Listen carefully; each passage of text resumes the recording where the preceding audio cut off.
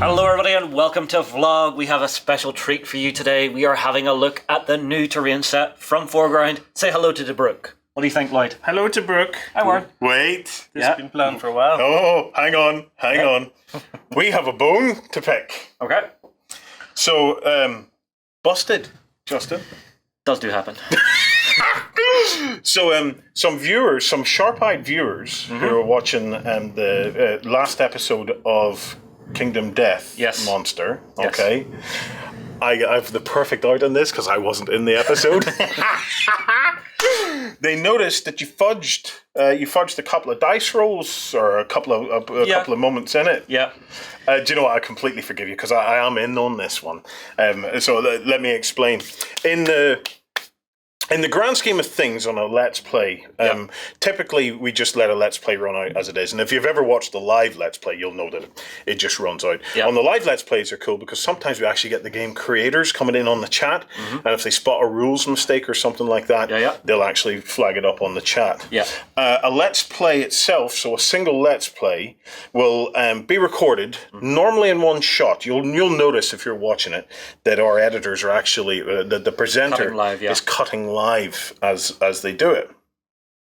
So what would happen is at the end of the only time that a Let's Play itself might change is if there's a key dynamic or something in the game that hasn't been reached or needs to be reached in order for us to be able to give you the best kind of overview of what a Let's Play is. Yes. Now, here's where things change. And this Kingdom Death Monster is the first big kind of linked campaign thing. Yeah, it's the biggest one we've ever done. That we'd ever done. Now, we played that live through, because I remember, because I was in most of them. Yep.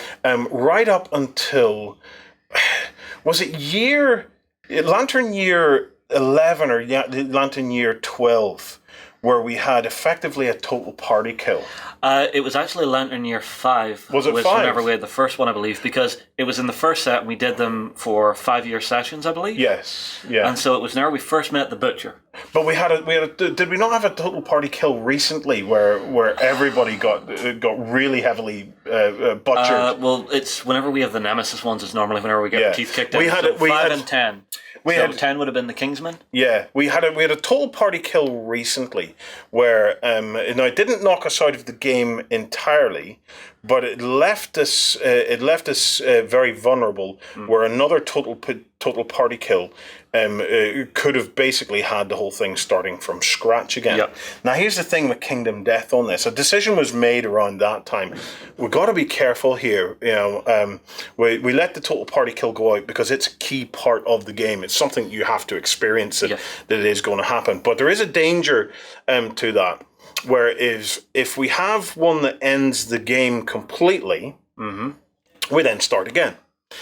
And with Kingdom Death, it's quite a slog. There's a lot of work to get to try and work your way up through the levels. That and restarting, you do have some repetitive hunts in there. So going after that first line when it's you just in a loincloth with a rock. Yeah.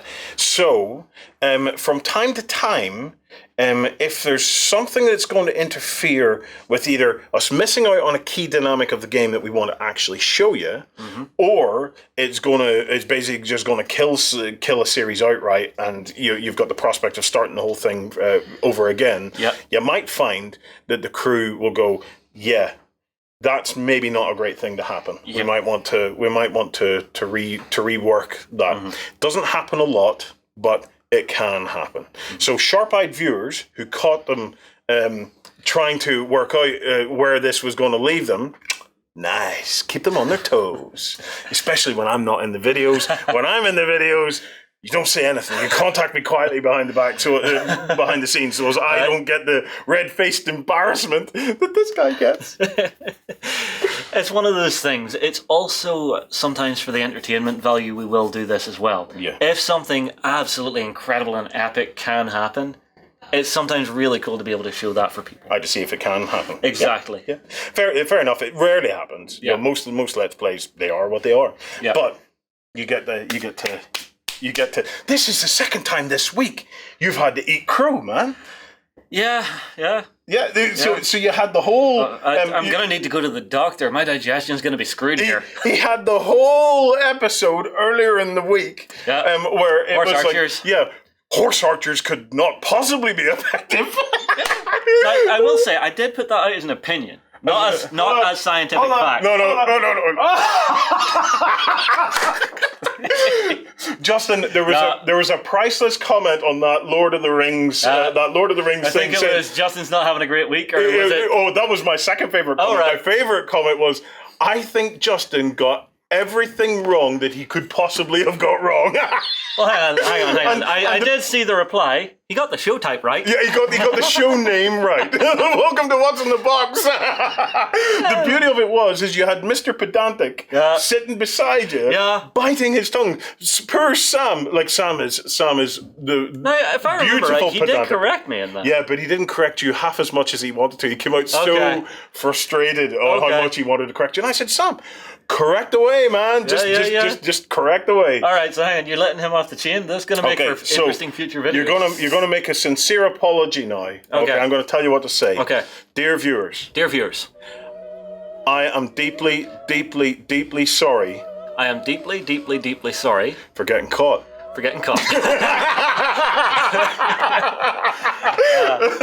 There we go. Yeah guys, so... right, what have we got here? Because this is what the vlog's mostly about. So this is actually currently in prototype for 4Ground. This is roughly 2 months, I think, is the rough time scale I've been given. Yeah. Before this is even going to come close to hitting market. So basically what had happened was we decided for the bootcamp we wanted to do a nice, heavy, dense, blown up city set. Yeah. Yes. So. And our initial idea. Yeah. So we're doing desert war. Okay. Yes. So war in the desert. We have trenches that we're going to build down there. We're doing a trench system. Yeah. Over there, we're doing the kind of the outskirts behind you. And then here, we wanted to do a dense kind of town/city in ruins. Yes. Tobruk, to be specific. Yes. Which then comes down, and then on the outskirts, we want down and around here, we're going to build like an old ruined fort. Yeah. Kind of like your old Foreign Legion kind of thing that you might have seen from way back. Now, our initial concept had been to repurpose the Stalingrad rune set that 4Ground make. Yes. By recoloring the outside layer. Yes. So, which I thought was a sweet idea. I mean, if you have this stuff, you could do that to take it to the desert really quickly. Yeah. Mm-hmm. Now, so I reached out to our friends at 4Ground and asked them, is this possible to do? They went, yeah, that's not a problem. After the phone call, they've been sitting in their office and went, wait, no, if we're going to do Tobruk, we're going to do Tobruk. So they've went away and actually built this design up for us, for this bootcamp, which is now going to become a new product. So this will be a modular kind of Tobruki kind of alternate ruin set. Yes. Now, and I am so enamored with it. Have I said just how utterly nuts those guys at 4Ground are? It's what I love about them. Now, there are 4 major components that they have currently designed for this. So, we have the 4-story wall corner segment. Yep. We have the 2-story door segment. Yep.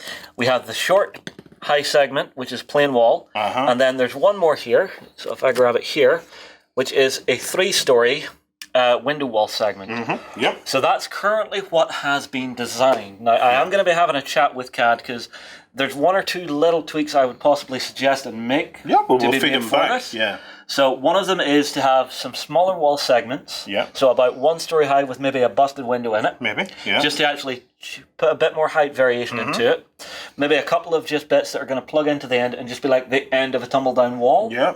Other than that, I think they've pretty much nailed it on the head. It looks great. I can't wait to start working with this stuff. I see they're bringing through the textured stuff into this as well. Yeah.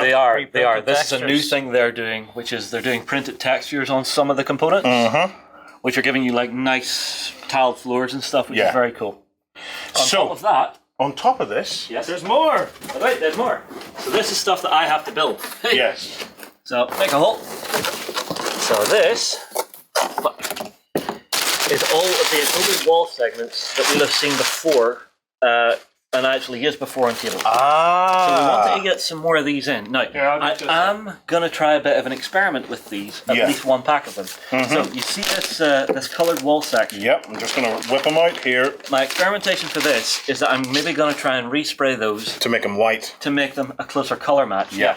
Yeah, so we're talking about this stuff. Yes. Where can I put this down? Yeah. Just somewhere next to the walls. Somewhere next to the You walls. can see there is a colour change there. I don't think it's an incredibly important thing, but me personally, I would like to try and change them to match that colour if I can. Okay. What do you think, guys? Should I give it a go? Yes, absolutely. I think a white dusting, over that, would be spot on. And this is something I've talked about a few times, is actually dusting it while it's still on the frame. Yes, that makes perfect sense. I'm going to give that a go, and that'll become part of the vlog that we've been doing for the setup for this bootcamp. Yeah. So this is just step one. We'll be coming back to you guys with more and more on how we're doing all of this. If you're a backstager, come on over and join Backstage, because we're talking at length about how we're building a trench system. We're doing a trench system in a way that has there's never been done before, where the entire trench system is made out of upholstery foam. Yes. And what we're doing with this trench system that you'll notice is different. This is not two opposing trench networks. This is a single trench network, and the beginning of the game is as if the person playing from this side is assaulting into the trench network. Well, they're already in it. For a trench game to truly work, you don't want to have two opposing trenches. Yeah, you don't want no man's land. It's crap in the middle. What you want is everybody already in the trench and an active battle taking place within it. Exactly. And this foam stuff's really worth playing around with, because this is foam here as well.